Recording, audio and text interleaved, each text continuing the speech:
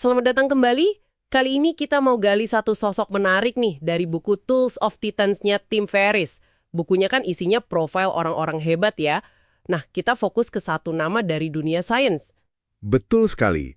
Sumber kita ya dari kutipan buku itu, fokusnya ke Dr. Rhonda Versia Fitzpatrick. Misi kita sekarang ini ya coba bedah sedikit lah siapa sih dia, latar belakangnya gimana, terus kenapa risetnya soal nutrisi, penuaan, sama kesehatan otak ini kok penting gitu buat Anda tahu. Oke, siap. Mari kita bongkar ya. Siapa Dr. Rhonda Patrick ini? Di sumber kita disebut dia ini PhD. Wah, rekam jejaknya kayaknya keren banget ya.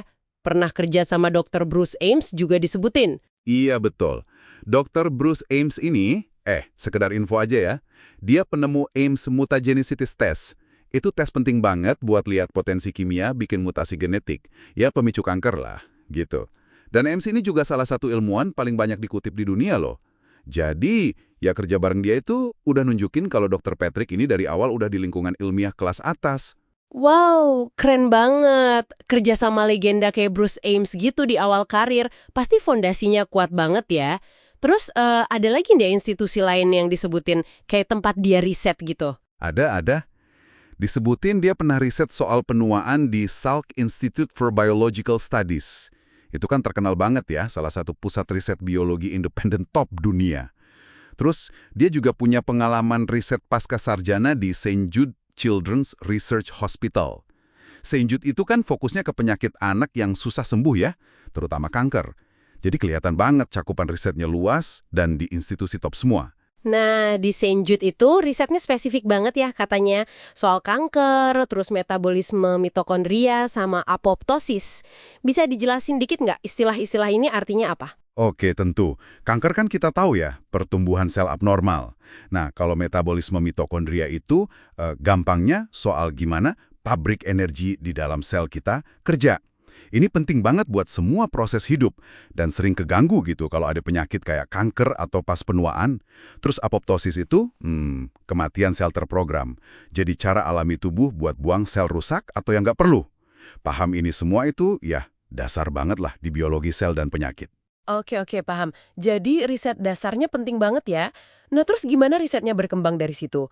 Terutama yang soal vitamin D sama otak itu gimana ceritanya? Nah, ini nih bagian yang menurut saya menarik banget dan relevan buat banyak orang. Riset terbarunya yang dikutip di buku itu, dia neliti gimana caranya vitamin D ya, nutrisi dari matahari sama makanan, itu bisa ngatur produksi serotonin di otak. Serotonin ini kan neurotransmitter ya, kayak kurir kimia di otak. Penting banget buat ngatur mood, tidur, nafsu makan. Jadi dia nyambungin sesuatu yang kita anggap nutrisi biasa aja gitu ke kimia otak yang kompleks. Terus apa signifikansinya gitu? Wah, signifikansinya besar ini. Penelitiannya itu nyoba memetakan, gimana ya bilangnya, jalur biologis langsung gitu. Antara nutrisi spesifik, ya vitamin D tadi, sama fungsi neurotransmitter kunci, si serotonin. Ini penting karena, ya, jadi bisa buka potensi intervensi nutrisi yang lebih pas gitu buat kesehatan mental. Risetnya secara spesifik juga ngelihat gimana kekurangan vitamin D, apalagi di awal kehidupan, mungkin ada hubungannya sama gangguan neuropsikiatrik, kayak autisme atau ADHD gitu. Ini jadi jembatan kuat banget antara nutrisi, perkembangan otak, sama kesehatan mental jangka panjang kita. Iya, bener juga. Koneksi yang krusial banget ya. Terus di buku juga disebut ada ilmuwan lain yang dia ikuti atau pelajari. Selain Dr. Ames tadi siapa lagi ya? Oh iya, ada 2 nama lagi disebutin. Cukup berpengaruh juga. Pertama, Dr. Sachin Panda. Dia profesor di Salk juga. Terkenal banget sama risetnya soal time restricted feeding. Itu loh yang pola makan dibatasi jendela waktunya tiap hari. Katanya dampaknya bagus ke metabolisme sama penuaan. Terus yang kedua, Dr. Jennifer Doudna. Ini pionir teknologi CRISPR yang buat edit gen itu. Yang menang Nobel juga kan dia? Jadi ini nunjukin kalau Dr. Patrick ini emang terus belajar dari para pemimpin di bidangnya. Jelas banget ya dia ada di tengah perkembangan sains terbaru. Tadi ada trivia menarik juga ya di buku soal spirit animalnya dia. Oh ya, haha.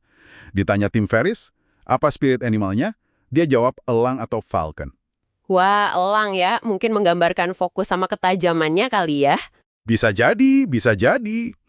Jadi, ya dari obrolan singkat ini, kita bisa lihat sosok ilmuwan yang tekun banget ya gali hubungan kompleks antara apa yang terjadi di level sel, molekul kayak penuaan, metabolisme, kanker, eh, dengan faktor gaya hidup kayak nutrisi, terus gimana semua itu nyambungnya ke fungsi organ penting kayak otak kita.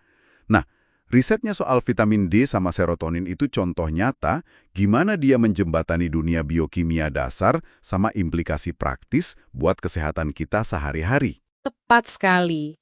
Ini benar-benar nunjukin ya betapa dalamnya hubungan antara apa yang kita makan sama cara kerja otak, bahkan sampai ke kondisi mental kita. Nah, ini mungkin ninggalin satu pemikiran nih buat Anda renungkan. Mengingat otak kita ini kan kompleks banget ya. Sejauh mana sih kita sebenarnya bisa manfaatin pemahaman hubungan nutrisi otak kayak yang diteliti Dr. Patrick ini buat secara proaktif jaga kesehatan mental dan kognitif kita ke depannya? Sesuatu buat dipikirin lebih lanjut ya. Sampai jumpa di penelusuran kita berikutnya.